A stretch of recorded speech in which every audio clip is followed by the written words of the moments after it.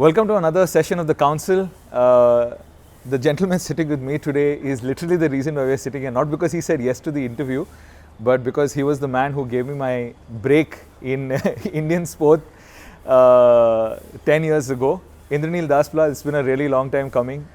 Thank you for coming on the show. Thank you for having me.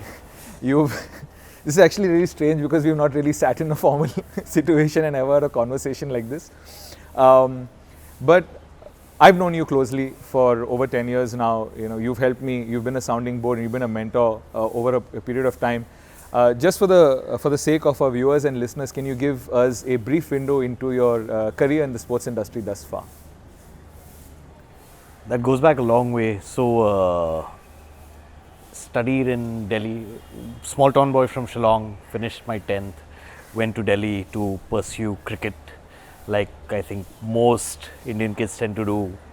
Messed up my knee, finished high school, did my college from Delhi, but I always wanted to be in sports. So when I finished college, I got a job with a PR agency. Tried that for a month and I realized that that's not something I want to do at all.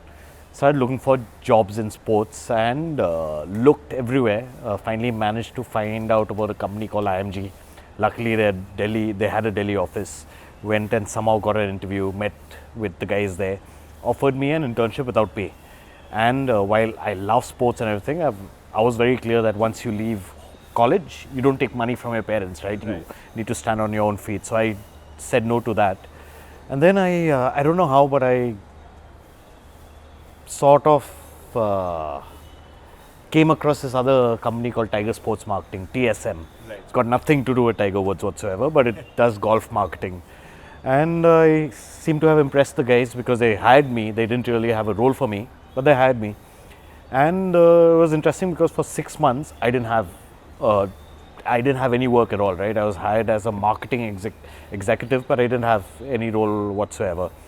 So what I did was for 6 months, just read everything on golf. At that time, the internet had just about started off. This was in 2002. So a lot of our proposals used to be hard copies, right? So every time a proposal used to be sent to a brand, we'd have a hard copy in the cupboard. So I spent months just reading those reports and those proposals, and that's pretty much how I started. Luckily did well. Then in 2004, I think around after two and a half years being at TSM, an opportunity with Globosport came along. So I worked with Mahesh Bhupathi there, handled the sports business for him for a while. And then in 2008, left with a few others to start my own gig, a company called KWAN, which focuses on Bollywood and entertainment. Right. So yeah, that's in a nutshell what I've been doing for the last 16, 17 years. Great. So it's the only thing I know. The reason I'm grinning year to year is pretty much my story was roughly the same in terms of just trying to find a foothold in the sports industry. And of course, it took me 6 months to realize the wisdom in your words, but for those first 6 months that I was working with you, I was constantly frustrated that there is no work, right? I moved countries to come to here, and here I'm sitting on a table twiddling my thumbs. Yeah. But I think one of the reasons I've constantly come back to you for advice is because you're brutally honest. And I'd like to share a very silly anecdote. The first time we met, you interviewed me, and I managed to impress you during the interview. And you asked me, "Do I play sport actively?" And I said, "No." I said, "You said it shows." So I will always remember that incident. But you still don't play sport. Clearly, it shows still. That's what it is. So one of the things we try to do with this conversation, Neil, at the council is to try and understand the sports ecosystem. See, everybody talks about what happens on the field, everybody talks about the achievements, and that's easy stuff to write about, right? Because that's happened. But there is a lot of stuff happening around the ecosystem that enables these sports to succeed, these sports people to succeed. So my first question to you is, do you think India is a nation of sport? Not yet. I think culturally, socially, the way we've all sort of been brought up, the emphasis has always been on getting a job, right? Becoming a doctor, engineer, joining a bank. And that's taken years and years to sort of break that mindset. Today, things are different, right? Today, a lot of young parents feel that, okay, sports is a career option for our kids. But are we a nation of sport the way, let's say, in Australia is, or, parts of Europe are? Definitely not. cricket is the one sport that sort of dominates, but even today, would most parents want their kids to be cricketers or other sports people compared to, pursue a career in academics or finance or whatever it is? I don't think so. So I think we are a long way away from being a one nation sport or a sporting nation, really. Right. So I think the conversation that I want to take you through in this session is, of course, you have this sea of experience behind you. But one thing that I was very particularly interested in is how you have meticulously worked towards building a professional sports team in India. Cricket, doing a sports team doing a professional team in cricket is, of course, it's not easy, but it's definitely simple because the product's very sellable, right? Whereas with football, which is where you're building a professional team, there is this massive football fan base in India. However, you're building one in Indian football. So you're trying to transition a lot of that learning from, say, international football towards Indian football. So in that regard, my first question to you is, what are two things that are crucial for investors or people looking to get into sport? What are two things that are crucial for them to get right towards building a successful professional sports team? I would say I won't just say two things, I'll say there are four things that are critical for sport to grow in a country like ours, right? Number one is you need to have world-class action, right? You need to see the best players in that particular sport playing the sport in India. Then you need to have the required infrastructure, right? Which means academies, which means great pitches, turf, all that. Then you need to have media support, right? You need to have the media cover the sport. And sometimes beyond the sports pages. And lastly and most importantly, you need the emergence of icons, right? Just to give you a couple of parallels, why did cricket become what it became today? Right. Yes, India's always had a success story and a love affair with cricket, but things sort of tipped over. The tipping point was when Sachin Tendulkar emerged, right? Because when he emerged, suddenly you had not just men but women and children looking at Sachin saying that we want to be like him, right? He went beyond the sports pages. Then we won the 87 World Cup and 83 World Cup, and then at 87 again we won something in Australia, I don't remember what, but suddenly you had us winning international tournaments, right? Then you had India became the power center of cricket in India. So you had all the money flowing in. With that, you had the mushrooming of academies. You had various clinics, right? And for all the flack that the BCCI gets, fact is that it's done a phenomenal job, right? And I'm not even talking going forward to the IPL. Right. So I think those are the four factors that sort of help a sport grow. I think today football is at an inflection point. It's at a very interesting point for us because we are ticking two or three of those four boxes. We have decent infrastructure. It's not as good as it should be, but it's decent infrastructure. If you look at the quality of football in the ISL and the I-League, it's significantly better than what it was. The kind of players that we've had playing in India, right? Some of them have been slightly maybe at the end of the careers, like Diego Forlan or Nicholas Anelka, but still the kind of experience that they have and the kind of knowledge that they have, which has then been shared with the local players, have really improve their skills. So, and you have enough media support, right? And when I say media support, I'm not just restricting it to the EPL and the La Ligas of the world. Even Indian football today gets considerable coverage. In fact, an interesting stat is if you look at the sports page of any national daily, especially over the weekends, you'll find at least one page devoted to football. Yes, it may not be Indian football, but it is football, right? And that sort of grows the market. So I think football is in a very interesting stage right now. I think most of those ticks are happening, but we have a long way to go, a long way to go.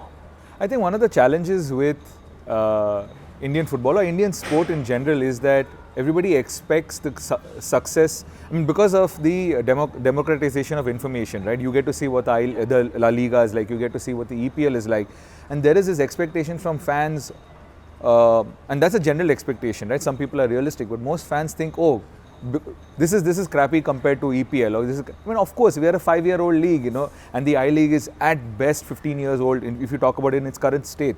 So it's going to take some time. The EPL and the La Liga have been around for decades. Moving forward from that conversation, what are two ways you think leagues in India have impacted the development or evolution of sport in India in general? I think it's a unique market here because no other country has the leagues that we have, right? And it all started with the IPL, right? The IPL is not a league, it's a 45-day tournament.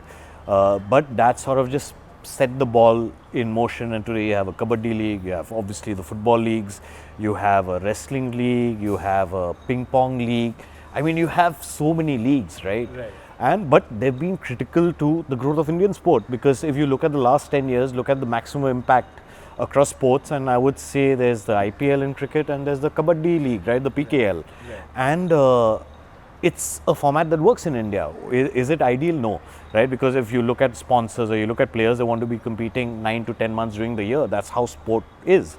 But I think it's a start. Coming back to the ISL, I think that, you look at various parameters, right? You look at the quality of football from year 1 compared to now where we're at year 5, right? It's improved significantly. You look at the kind of players that we have, right? In year 1, we had people like Freddie Ljungberg, you had Robert Perez, who are huge names, but they honestly weren't fit enough to play 90 minutes. Forget 90 minutes, they weren't fit enough to play one half of football.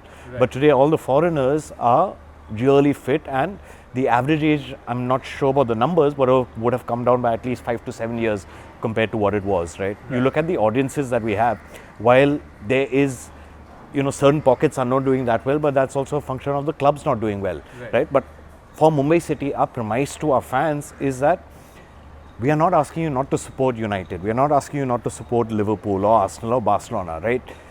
You have an affinity with those clubs that has been built over years.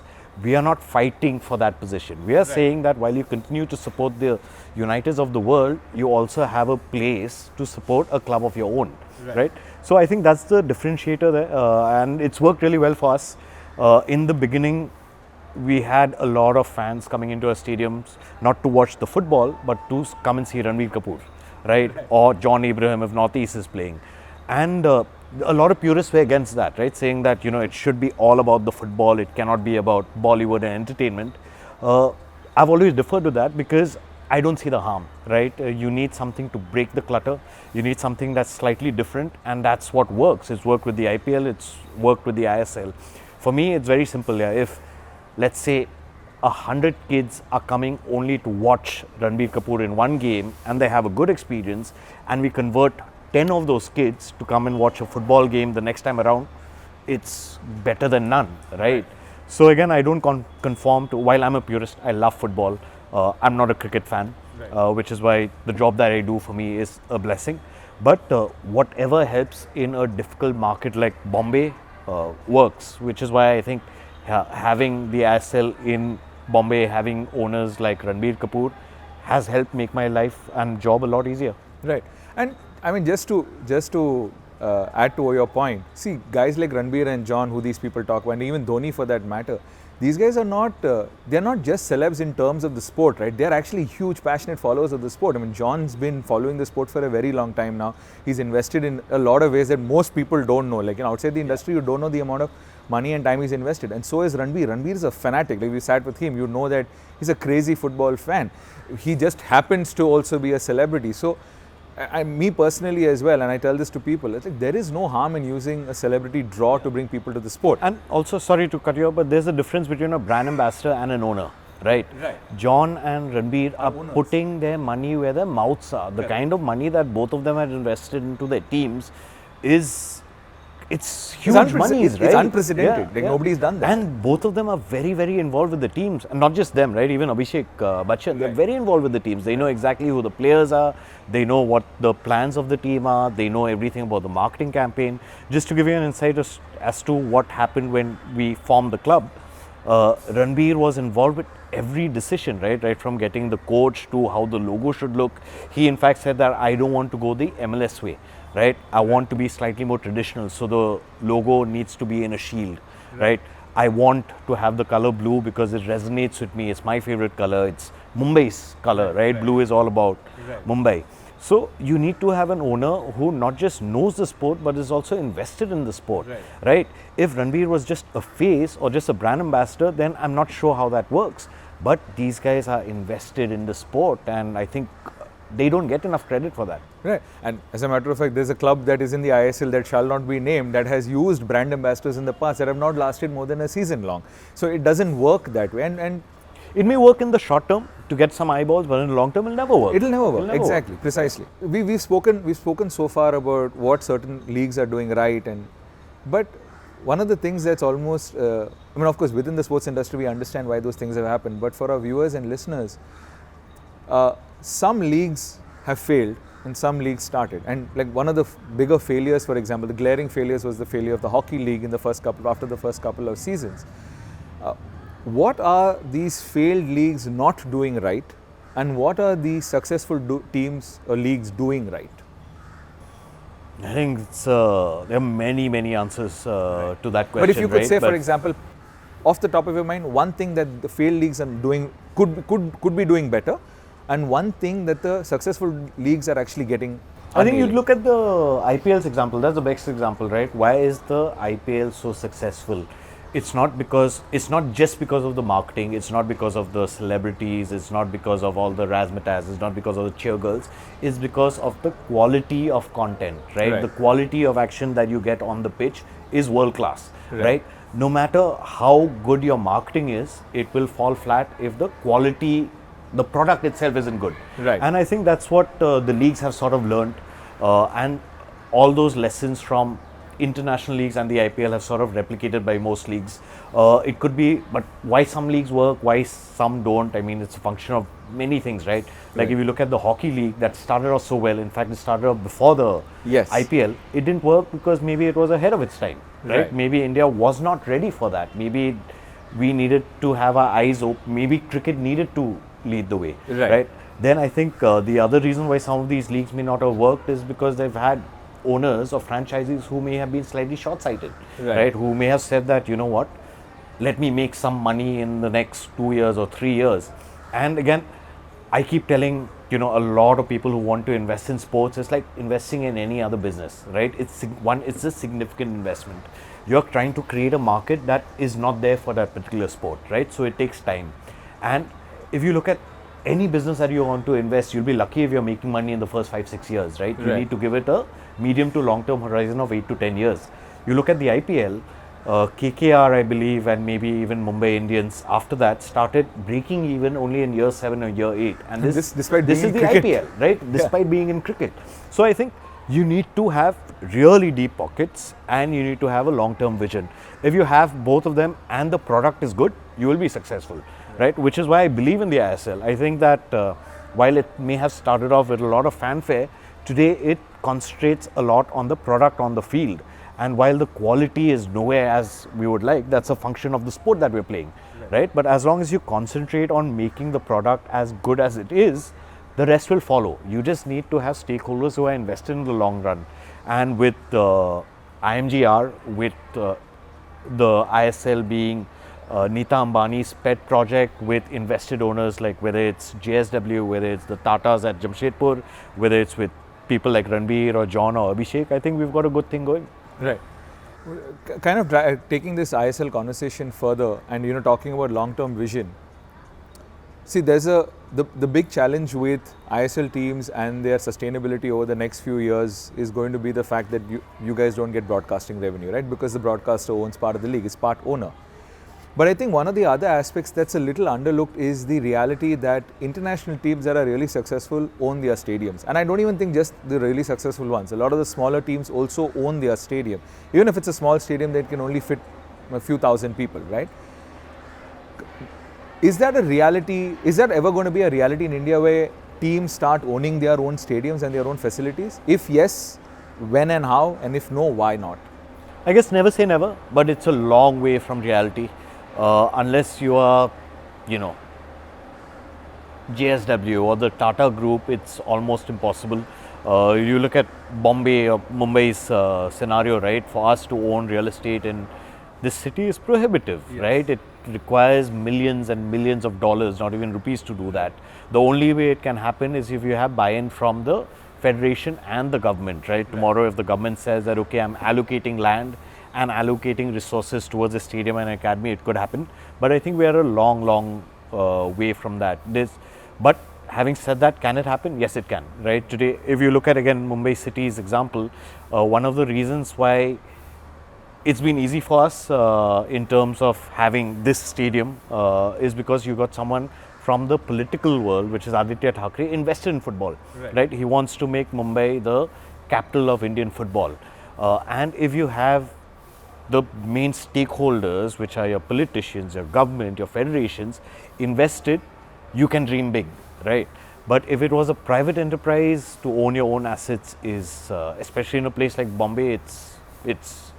I don't see light at the end of the tunnel anytime soon. Yeah, I mean, ideally in Bombay, you'd want to work with a situation like, for example, MSG, right? Which is something that exists, which is something that a lot of people use, right? And it's used for events, it's used for performances, and it also happens to host sports teams. So for a city like Bombay, I guess that would be the ideal situation.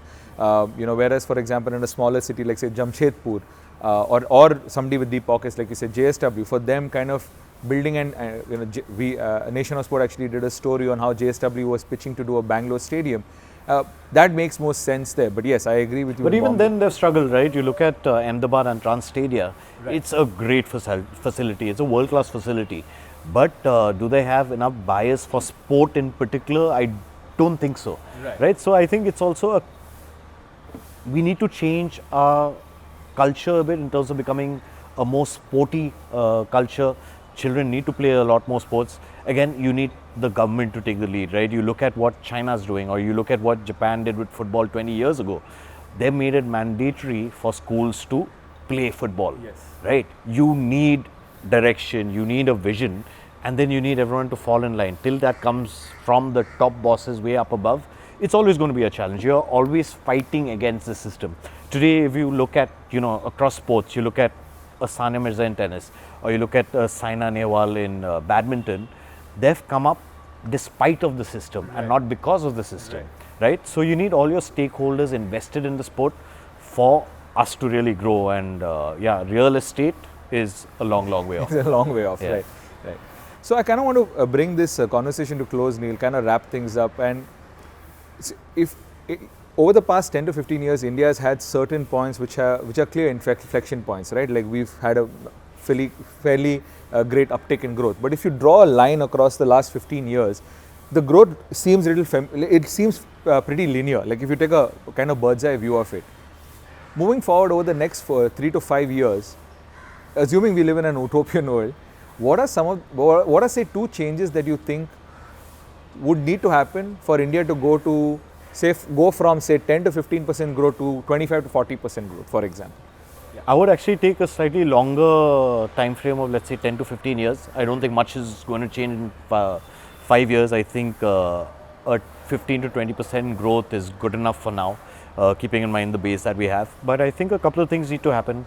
The government needs to take ownership of sport, and I think the Khelo India movement that just took place in Pune was a step in the right direction.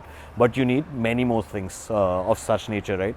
The other thing is the big change that we'll start seeing is a lot of young people like yourselves, people in the age group of, let's say, between 20 and 25 who follow a lot of international sport, will go to jobs, will start running companies and start becoming decision makers, right? Today, my challenge is when I go to a brand, I need to educate them about football and then sell football. I see that changing, right? Because in 10 years from now, that education won't happen. You won't need to educate someone about a sport, right? It could be tennis, basketball, football, or whatever it is. They will know exactly what it is because they either watch it or play it. And I think that generation shift will happen over the next 10 years, and that will be a game changer for us. So government support and just this generation of young people who today follow the EPLs of the world, who will be in positions of decision making in 10-15 years from now. I think that'll be a game changer. Great. Thank you so much, Neil, for your time. I hope this is not the last time you come on the show. Yeah, I hope so too. And we'll definitely keep our conversation going. All the best with Mumbai City FC. A great season. You started off on a bit of with some trouble, but you guys have picked up the pace, and best of luck with the season ahead. Thank you so much. Thanks. Thank you.